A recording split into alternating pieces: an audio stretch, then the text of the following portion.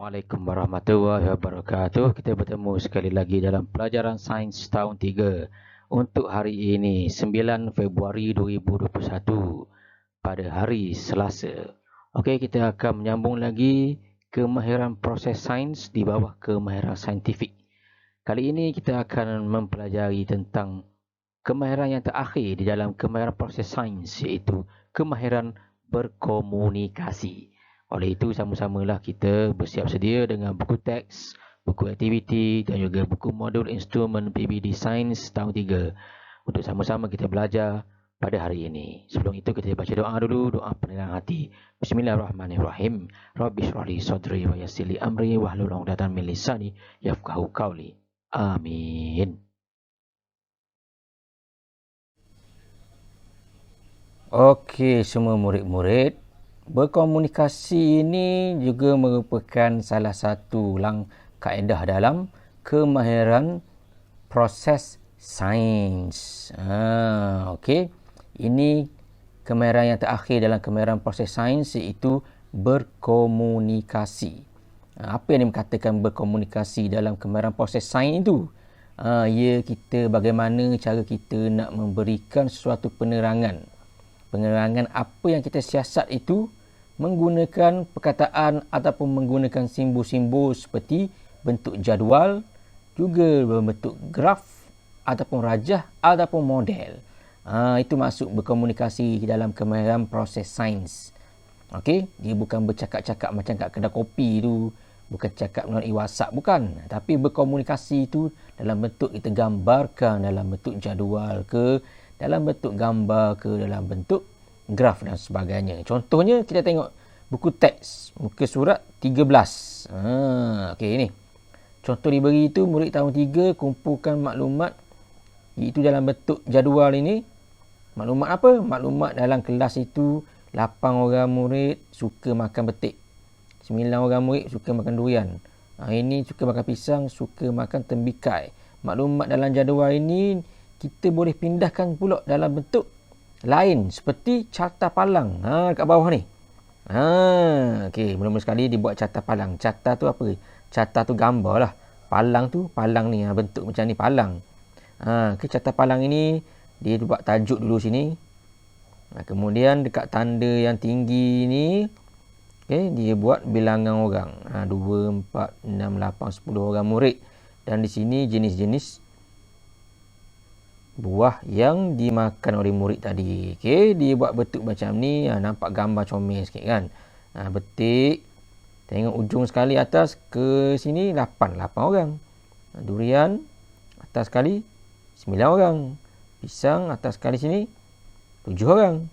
Tembikai turun atas sekali 6 orang. Okey. Jadi komunikasi dalam bentuk carta palang ini. Okey, faham semua? Okey, sekarang ini kita buka pula buku aktiviti. Buku aktiviti sains. Okey, buka muka surat 9. Kita akan cuba jawab ataupun cuba latih diri kita. Bagaimana kita nak membina carta ke, bina apa ke dengan tajuk berkomunikasi ni di bawah kemahiran proses sains. Okey. Kita nak komunikasi ni dalam bentuk gambar ke, ada banyak gambar. Okey, dalam bentuk carta bergambar boleh, dalam bentuk carta pai pun boleh, tapi untuk murid-murid ini kita biasakan dulu dengan carta palang lah, senang. Okey, lepas tu baru kita guna carta-carta yang lain. Okey, tengok buku aktiviti muka surat 9. Ini kita baca ni, apa dia kata? Rani membuat penyiasatan, rakan-rakannya datang ke sekolah macam mana? Dia buat bentuk gambar jadual.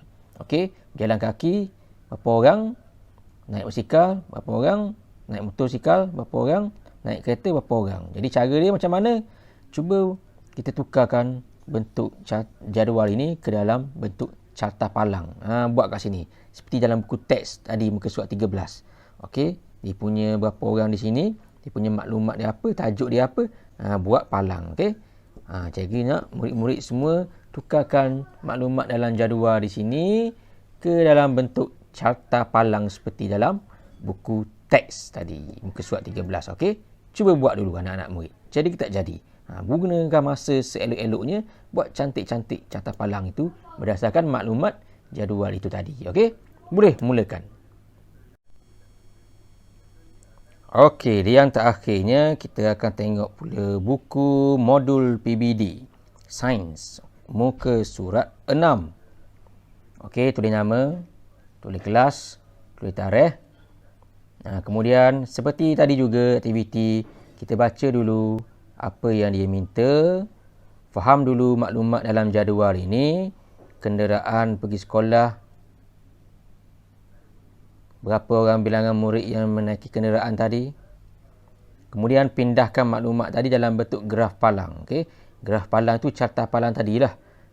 Dia dah buat bilangan murid berapa dan murid-murid diminta untuk membina graf, bentuk graf tadi mengikut berapa bilangannya dan warnakan sikit biar kasi cantik. Dan lengkapkan nombor 2 di bawah ini. Senaraikan kaedah atau alat komunikasi yang lain. Nak tahu macam mana? Dalam buku teks ada dia kata apa. Boleh rujuk buku teks muka surat 13 dan juga muka surat 14 untuk menjawab yang ini. Okey. Jadi sebelum nak jawab yang ini, buat dulu, lengkapkan dulu muka surat 5 tentang inference ini. Okey. Gunakan masa 2 jam ini untuk melengkapkan buku aktiviti dan juga buku modul instrumen. Cikgu yakin semua murid-murid boleh memahami tajuk ini dengan baik dan dapat menjawab dengan betul. Okey, selamat belajar diucapkan kepada semua murid tahun 3 Sains.